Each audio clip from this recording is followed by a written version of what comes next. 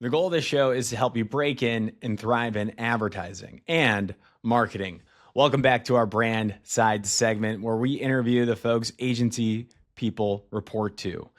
Basically, we're sharing the stories that you need to know to be successful in this industry. And today you are going to hear the story of Angela Vargo. She is the vice president of marketing and communications at Breeze Airways, a challenger airline that's redefining what it means to fly nice.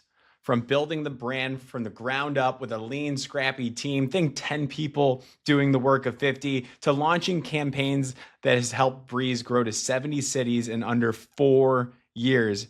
Angela's story is one of hustle, creativity, and smart storytelling.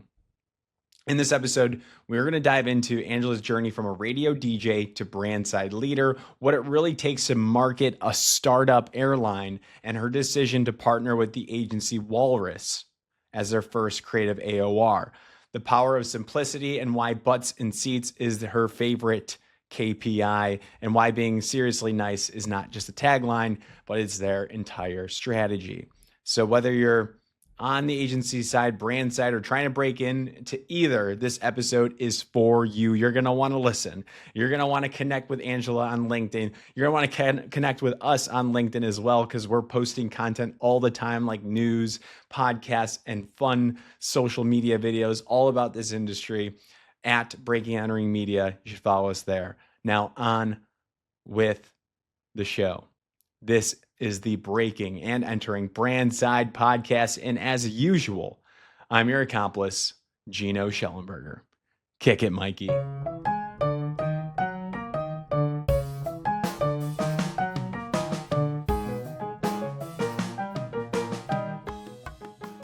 All right, Angela Vargo, welcome to the Breaking and Entering Brand Side podcast. How are you doing today? I'm great. Thanks for having me. Thanks for coming into the office today. We're going to be talking about you. We're going to be talking about Breeze Airways, your role there, a little bit of agency talk as well, and advice for the next generation. How does that sound? Sounds awesome. Wonderful.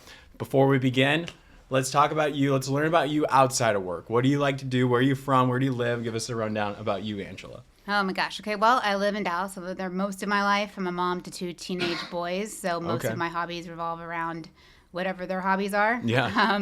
And then, I think the cool thing is that although I live in Dallas, the office is actually in Salt Lake City, Utah. So I commute between Dallas and Utah for work, but I get kind of the best of both worlds. Got it. What are the teenage boys into right now? What, like sports or what? Well, it's Texas, so it's football. It's mandatory. You're not allowed to not do football. But no, they're both into like various things. Just as teenage boys are, of course, a lot of video games, which you know, is the way they also hang out with their friends. So it's pretty cool. And I see you went to Texas A&M. Will they be going there? I don't know. I'm not one of those where I'm like, you have to go to Texas A&M or else we won't pay for it. Okay. But we do love the Aggies. We do love football, so we'll see where they end up. But I don't think they've decided yet. Gotcha. So let's talk about work then, and your role then. High level, how would you describe your role? What is the title? What do you do today? So my role, or I guess my title, is Vice President of Marketing and Communications. But the role itself is pretty broad because being in a startup, you take on a lot of different roles and positions, and you kind of roll into the next one. So everything under my umbrella ranges from brand strategy into performance marketing, sponsorships and partnerships, social media, communications, and now co-brand loyalty because we launched a credit card a year ago. Oh my goodness. Is this all you by yourself? You have a team? Oh gosh, no, I have a team. So my team is about 10 people. Kind of grows with interns because we love interns. But yeah, we are very small, and we do handle a lot for a very small, scrappy team. But Breeze is coming up on its 4th year, so we started from 2 half-timers, and now we've grown to about 10 or 12 people. So incredible. Wonderful. So let's kick it back all the way to the beginning. How did you break into marketing? What led you eventually to take on VP of Marketing Communications role at Breezeways? What was that moment when you were like, I want to be a part of the ad making process? So I was actually a journalism major in college. I thought I wanted to be a reporter. I was a DJ on the radio. I love medium, but when I got out of college, it just didn't feel like the right path for me. I actually fell into public relations, and that is kind of what led me down this path. I ended up going to a conference where the then head of communications for Southwest Airlines was speaking. And I worked at a small PR agency at the time, but I just fell in love with the brand story that she was telling. And I was like, man, I really want to be part of a brand and to tell the story. So I reached out to her. I actually wrote her a letter, mailed it and everything. She responded, and I took her to lunch. And we stayed in touch. She was not hiring at the time. And then 9/11 happened. And then shortly thereafter, she reached out to me and said, hey, I've got an entry-level role opening up in our comms department. Do you want to try out for it or, apply for it? And I said, yeah, I did. That got me into Southwest. I was in the comms department for about 6 years. And then I migrated over to marketing because I was working on kind of like a hybrid product with social media at the time, or what we called social media at the time. So that got me into marketing. And then that kind of led into a myriad of roles after that, which ultimately led to Breeze. Interesting. How was that transition from communications into marketing? I think it's all about storytelling, right? So communicators are natural storytellers, and marketing is very much the same way. You're telling a story about a brand, you're having people fall in love with you, you're making it succinct and consistent. And I think that, communicators are great marketers and marketers are great communicators. And so there's a natural hybrid there. Absolutely. Absolutely. So then the role at Breeze, tell me how you got that. Where were you at again? How did that come about?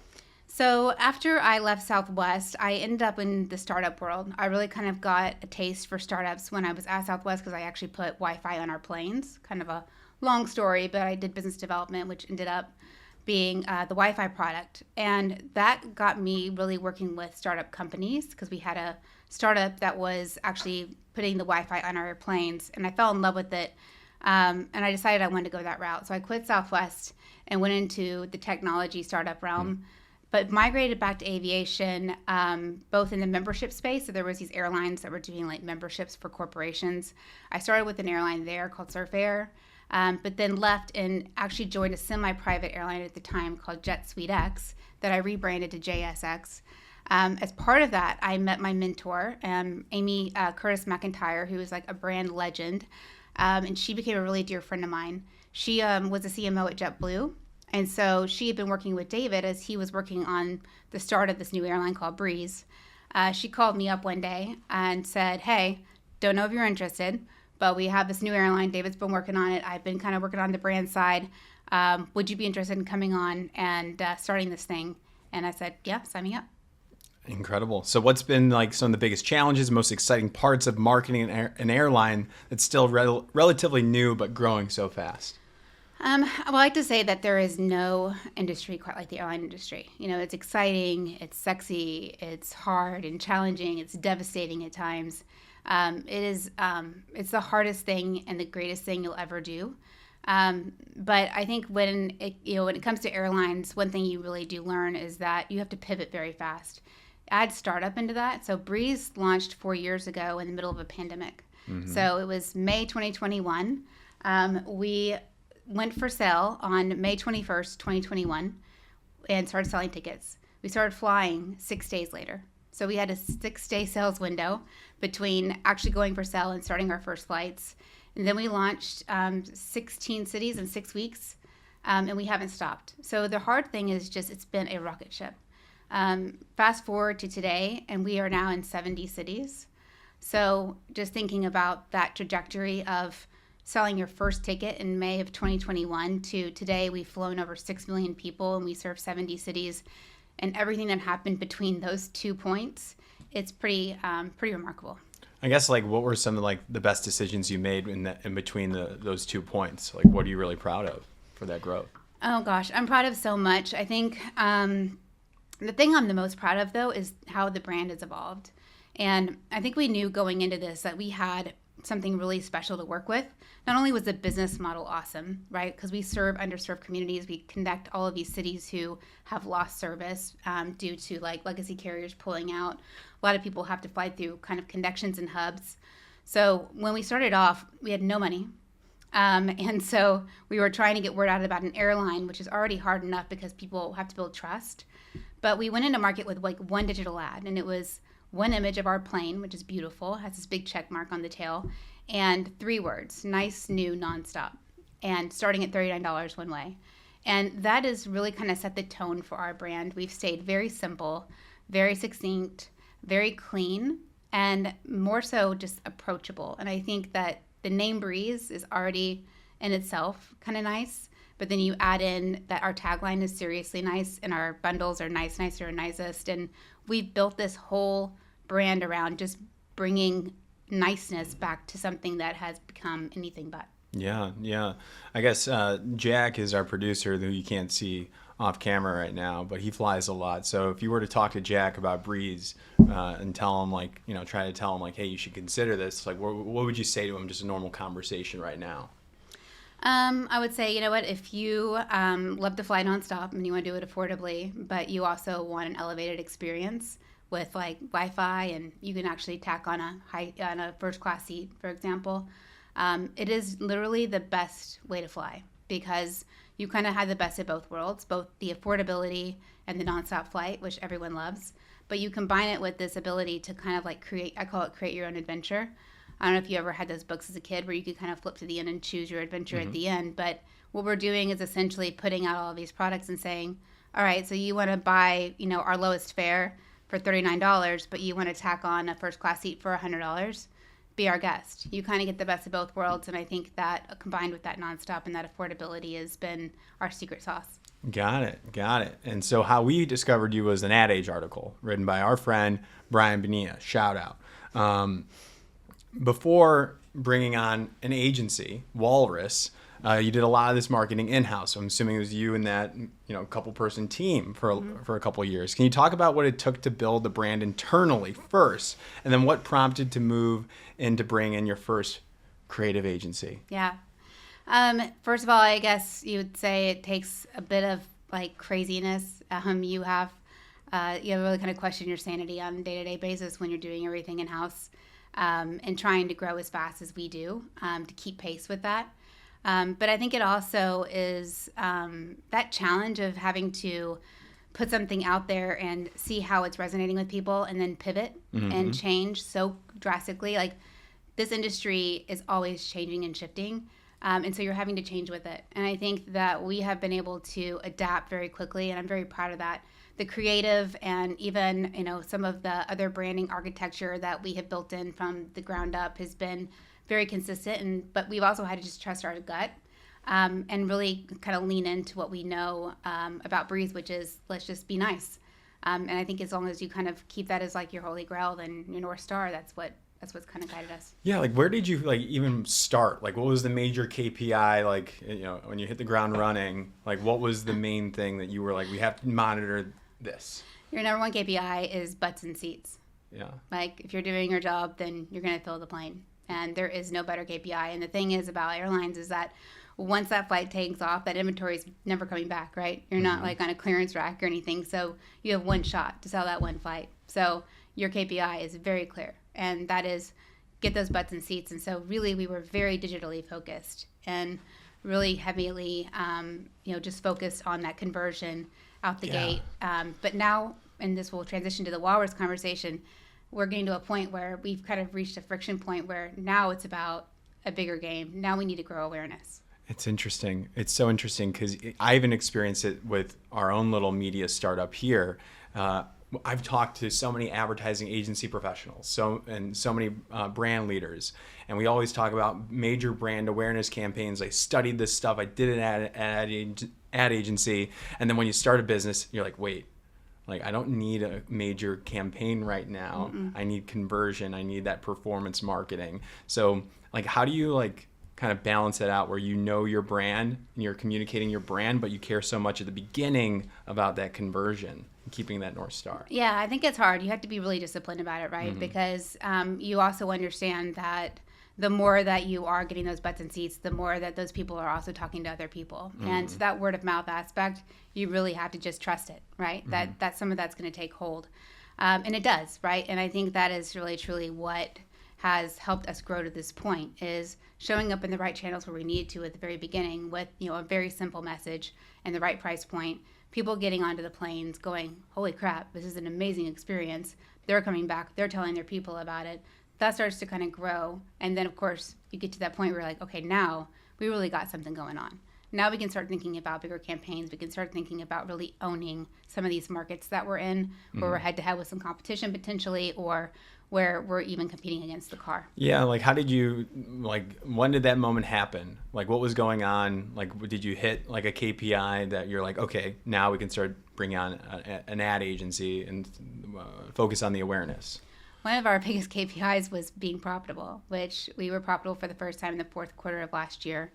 And so I think there's just been a lot of ebbs and flows. And I think there's no guarantees in this industry that you'll survive. There is a graveyard of startup airlines. And so you don't take anything for granted. And that's why you keep things very succinct. You keep your budgets really tight. In fact, 95% of my budget came from incentive dollars, meaning airports and CVBs that we work with. And so I was using other people's money to try to get this thing going. We start generating our own money, start making our own profit. We like that. Suddenly you get to a point where you're like, okay, now we can build something bigger. And we really need to go in with something that is going to resonate with a broader audience. And now it comes about, really establishing yourself as a major player, not only in the markets we're in, but in the industry. Got it. So then when it came time, like that realization that you could bring on an ad agency, how did this happen? Walk me through that process. So, we are a tiny team. I get hundreds of pitches a week. And so it is extremely overwhelming. What do they say? Like, hey, I'm an ad agency, like everything. Anything? Yeah. Hey, have you... Can I help you out here? Hey, you haven't responded to my email. I'm just going to bump this to the top of your inbox. So yeah, it's there's a lot of them. Yeah. And I'm not gonna lie. So, and I feel bad. I wish I could reply to all of them, but you simply can't. But there like, was no, not interested. Yeah. That's what I would say. But there was something that broke through, right? And Walrus broke through, and I started to kind of get a little bit piqued by it. And we had a conversation, and in that conversation, I realized they'd had some aviation experience, but also that they'd worked on a campaign with Northwest Arkansas. And that's actually one of the cities that we fly to. And so, I really just thought, you know what?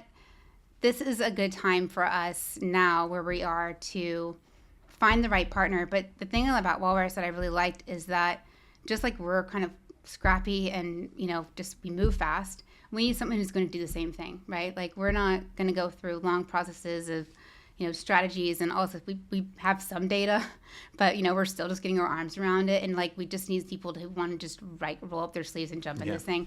And they had that mentality, they had that spirit. And we just kind of resonated with it. And we thought, you know what, this is go time right now. So let's do it. And so bringing them on, what is their challenge? What are they doing now? What are they going to be helping you with? So and it's actually pretty challenging because what we do is it's so unique in that we have to raise awareness in these markets that we're in. And so not only are we trying to build awareness of an airline and that the kind of airline we are and the type of product that we have, because we want to set ourselves aside from like a Spirit or a Frontier, even a Velo, right? We're in a more elevated experience. We have more premium product. So you have that part of it, right? But you also have like, here's all the places that you can fly to nonstop and starting at $39 one way. There's just a lot of messages that you want to thread through. And so really the challenge to them has been, all right, let's start with a campaign where we are going to be very specifically focused on trying to drive tourism to a specific market. But at the same time, we want that to also grow awareness about the airline in general to the whole broader population about Breeze, so they start to see other places that we go to, and we start to really kind of get that ball rolling. Yeah, and how are you going to be involved in that communication between the agency and the brand? What's your responsibility with all of this? I text Francis 10 times a day. All the time? 10 times? That's it? That's it. That's not bad. That's not bad. No, we are... it depends on what time you're texting. No, yeah, true. Yeah. We're very involved. But, again, this is... when you're this small and you're talking about a team of 10 to 12 people, this agency is an extension of my team, right? Oh, for sure. So, we are... we're definitely in it. I'm in it every single day. This brand is my baby. And when you do build it in-house, there is a bit of you that is kind of like, do you want to like let go? But that's a good thing, right? At some point you start to drink so much of your own Kool-Aid that you start to realize, okay, like I need outside perspective. I need people who can come at this with a different mindset, a different perspective, but then also kind of feed into the thing that we've built and take pride in that, and work on it together. Yeah, no. Yeah, like I struggle with that with our own brand. It's like I get snippy like when people offer like advice or they have their perspective I didn't ask for. If I'm working with somebody, I'm like, no, this is like I have like the hero complex. I want to do it, and I need to let that go. So yeah, I definitely struggle with that with that aspect, that controllability, because you do. It's something you put so much time and energy into, and you want to still feel like you, but at the same time you want to think broadly. And I think having more brains in things, especially creative brains who want as badly as you do to see this thing succeed, I think that's when it gets really exciting. Absolutely. They're feeling it and we're feeling it, and I think we're going to come up with something really awesome. Heck yeah. When can we expect some stuff? Soon, yeah. Okay. All right. Yeah, we're well, you have to let us know. Yeah. Well, we're kicking some things off, but we're hoping to have this in market starting the summer. Okay. We've got a really busy summer travel season coming up, and it's a good time for us to be really ramping up and trying to put some new stuff out there into the world. Are you going to be traveling anywhere? You're going to take some time off? No, pretty much Utah to Texas is my main thing. But no, I'll always look to travel, and of course I go out to our cities. Not all 70 of them, but I do try to get out. The greatest thing about being in this business is you get to travel, you get to fly your own product. Yeah. And that's the coolest thing is not only are you in marketing, you're putting people into these planes, and you're looking at them and you're watching them enjoy this experience, and you're like, damn, man, I helped do that, right? And so that never, ever gets old. I love that. I wanted to ask about the nicest tier structure. It's awesome. It's clear. It's memorable. How did that come to life from a brand positioning standpoint, and what role does marketing play in helping travelers understand Breeze's unique value? Yeah. So the nicest actually came from Amy when she was first putting the brand kind of together. And so when I came in, there was a logo, there was a tagline, Seriously Nice, and then there was the bundle names, Nice, Nicer, and Nicest. And so I was kind of handed a gift, right? Yeah. And told, hey, go do with this what you will. But it's really about building that brand architecture. For me has been all about kind of staying true to the original core. So for example, our credit card is Breeze Easy because it's easy. Our loyalty program is Breezy Rewards. So we have this interesting like breeze element and easy element, and we have the nice element, and we thread those together so it's nice and easy, right? So there's two sides of it, but we actually introduced a fourth product, and that was one that I had to obviously work on naming convention for. And the thing about this product was that it's our most restrictive. So the 3 bundles you can change at any time. There's no cancellation fees, whatever. With this one, it was like kind of a use it or lose it situation. So it was all about, okay, what are you going to name it? And most airlines are going to say basic, right? They're going to name it that. But because we are transparent and because we are trying to be true to that, we named it No Flex, because guess what? It's not flexible. So you have No Flex, it just, it is what it is. And then you have Nice, Nicer, Nicest. But that allows us to really use No Flex as a way to showcase what you're getting in these 3 bundles, which is you're getting more bags, you're getting more perks, that kind of thing. And it helps us educate people on what they are getting without even having to directly say what it is. People are like, okay, well, I do want flexibility, but what else is in there? Oh, well, that's actually nicer. I would like to have that. So it's actually been really interesting to see how people, when they fly Breeze, they come back, but they also buy more, which is something most airlines don't see. So. I love it. Shall we do a little rapid fire, and then we'll get into final advice? How does that sound? So these are rapid fire questions, nice and easy. First thing comes to your mind. You can think a little bit, but we want to roll through them. Okay, no pressure. You got this? All right. What is a brand you admire outside of travel? Okay, hang on. You're going to have to edit this out because now you're... Okay, hang on a second. Okay, do that again because I want to... hang on. Okay. One second. I've been up since 3 a.m., so these rapid fires are going to be a little bit hard for me. You're doing an excellent job. You're crushing it. You really are. You're I'm like, oh my crushing God, it. am I making any sense whatsoever? I You're feel like, crushing it. Rapid fire notes. oh my It's good God. stuff. Yeah. I'm like, do I know any other brands? That's where my brain is right now. I'm like, oh People ask God. me, what's your favorite ad? I'm like, it's like white noise in my head. Yeah. Okay. Okay, hang on a second. I'm getting there in just I one. can go another one. Okay, thanks. All right. I mean, I obviously have a billion brands that I love, but right now I can literally All right. not think of a single one of them. Window or aisle? Window. Okay. What's one word that defines great customer experience? Transparency. Love it. Most underrated marketing channel right now? TikTok. What's a brand buzzword you never want to hear again?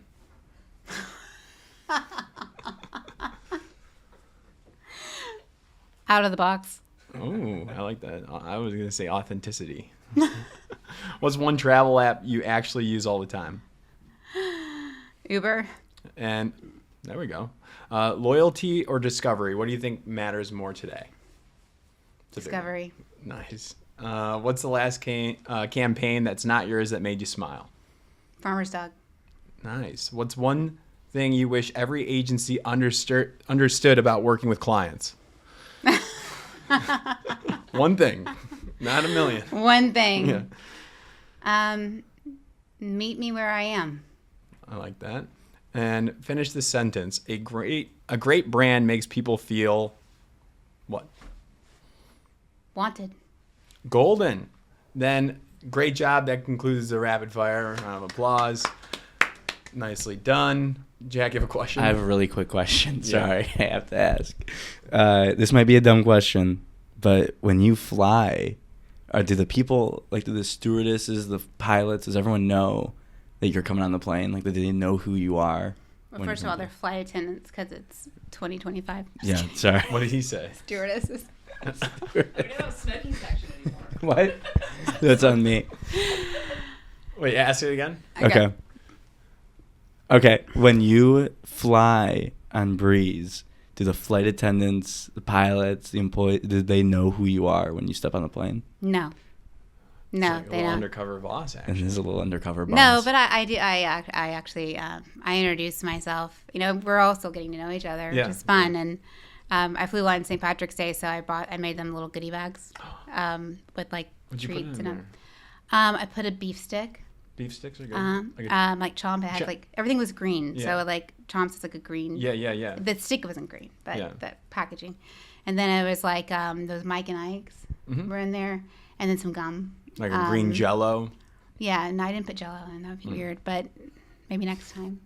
It's not funny over there. But yeah, I no. didn't say that. They're on the job. I like to go on, and then the one thing I love to do at the end of the trip is to help them clean the plane.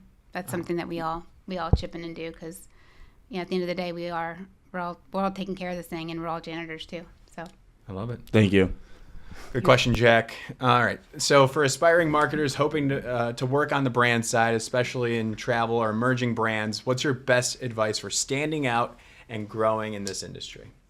I think my best advice would be that you just have to be bold, and you're not going to be able to just wait around and see. I think travel industry moves very quickly, and it's always evolving, and so there's always going to be opportunities, but you have to spot it. And when you do, you just need to go directly for it. And I think when I met Linda Rutherford, I put that letter out to her at Southwest. I went into it not really knowing I was going to get a job out of it. It wasn't my expectation. It's what I wanted. But I knew that I loved the brand, and I knew that I was really falling in love with this concept of working in it. And from then, every job I've had has been one that I've either proactively walked myself into or that someone's known me from another connection. So really just, push yourself into that door and don't be shy about it. Do you think a handwritten mail piece is still the way to go today in 2025? I think it is like the coolest thing. I mean, this is, of course, a long time ago, but I think even today, those things, I think when you put thought into it and people know you really care and you really want it, then, yeah, I mean, it stands out. And if you want to stand out, then, brand yourself as such. I mean, if you're not branding yourself, then why would people want you to touch their brand? True that. Well, Angela, nice job. Thank you so much for taking the time. I wish you all the best. I can't you. wait to watch and see some of those campaigns come out. You'll have to send it to us for our whiteboard videos. Yeah. It'll be great. Thanks for having me. It's been course. fun. Great. I appreciate it. Thank you. Thank you.